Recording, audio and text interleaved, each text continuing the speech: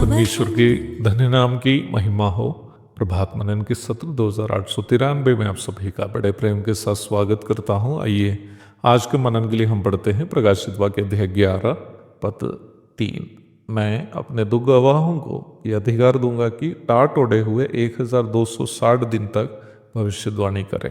हमारे कल के मनन में हम 42 महीने अथवा 1260 दिन के हिसाब को संक्षेप में देखे थे।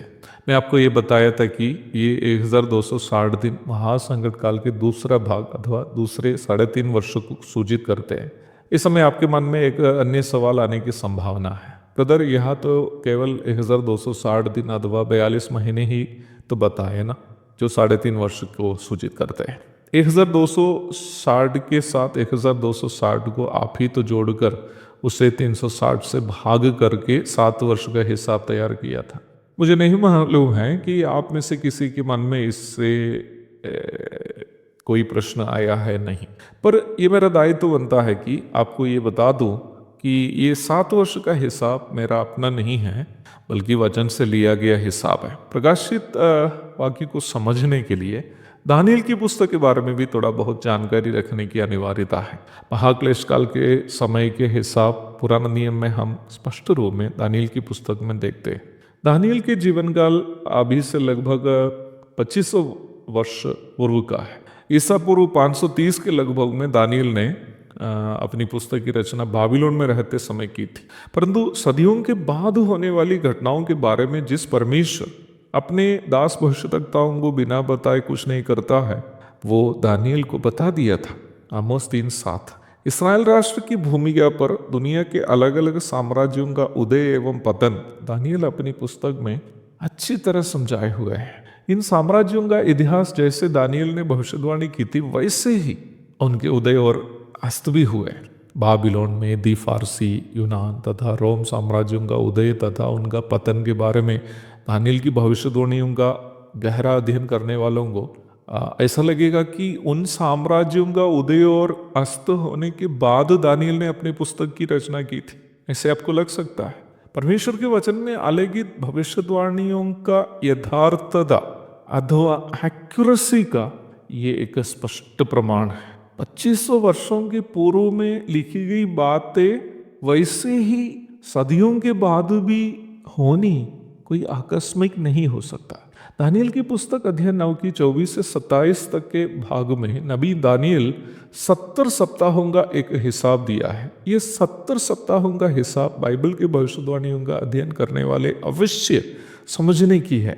यहाँ उपयोग किया गया सप्ताह शब्द 7 दिनों को नहीं बल्कि 7 वर्षों का एक समय को सूचित करता है, अर्थात 7 वीक्स ऑफ ईयर्स। निम्न 70 सप्ताह को 3 भाग में वहाँ बांटा गया है, जो क्रमशः 7, 62 एवं बचा हुआ 7। 7 सप्ताह का अर्थ है 7 गुणा 7 49 वर्ष। 62 सप्ताह का अर्थ है 62 गुणा 7 434 वर्ष। 62 से 7 जोड़ने पर 69 सप्ताह अथवा 483 वर्ष। बचा है 1 सप्ताह अथवा 70वां सप्ताह 70th वीक अर्थात 7 वर्ष। उससे 483 वर्ष के साथ जोड़ेंगे तो कुल 490 वर्ष। दानियल के अनुसार इन 70 सप्ताहों के अथवा 490 वर्षों का हिसाब उस समय शुरू हुआ जब यरूशलेम को फिर बसाने की आज्ञा निकली थी। दानियल 9:25 पढ़िएगा। ईसा पूर्व 444 में फारसी राजा अर्थक्षत्र ने गुलामी में रहने वाले यहूदियों को पुनः यरूशलेम में जाकर बसने का आदेश देते समय ऐतिहासिक रूप में इन 490 वर्षों का हिसाब दानियल 9:25 के अनुसार शुरू हुआ, जिसका जिक्र हम नहमिया के दूसरा अध्याय में देखते हैं।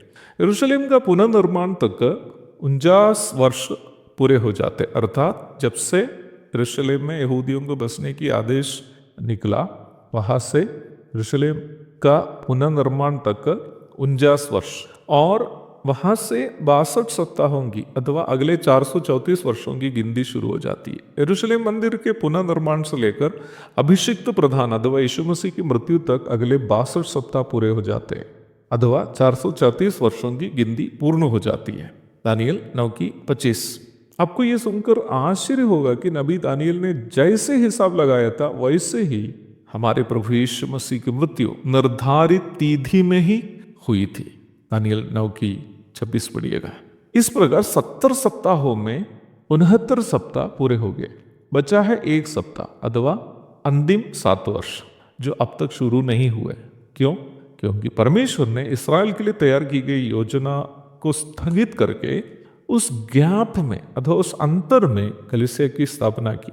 लूका 13:6 से 9, 17:20 से 25, 18:31 से 33, 19:41 से 46 आदि भागों को पढ़िएगा। लूका 13:6 से 9 तक के भाग में सूचित किया गया अंजीर का वृक्ष इस्राएल को सूचित करता है।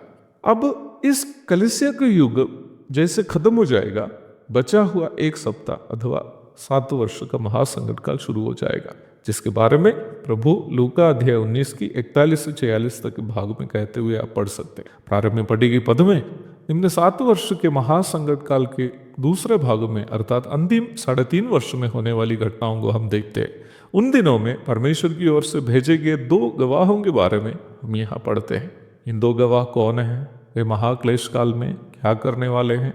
प्रभु की इच्छा हुई तो हमारे अगले अध्ययन में हम उस पर चर्चा करेंगे, लेकिन इन बातों को पढ़ते और मनन करते समय आपको एक बात अवश्य मालूम होनी चाहिए कि दुनिया का इतिहास परमेश्वर के वचन में जैसे आलेखित कर रखा है वैसे ही पूर्ण हो रहा है। कोई आकस्मिक घटना नहीं है, सब कुछ परमेश्वर की इच्छा के अनुसार, परमेश्वर के पूर्व निर्धारित योजना के अनुसार हर एक घटना हो रही है।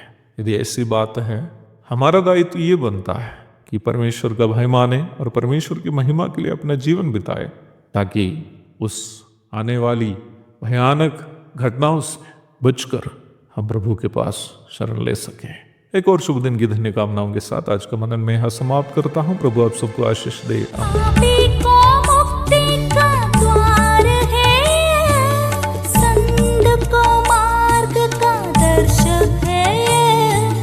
विश्वास जो करते हैं उसके लिए अनंत जीवन का साधन है। ये है वचन, प्यारा वचन, यीशु मसीह का प्यारा वचन। ये है वचन, प्यारा वचन, यीशु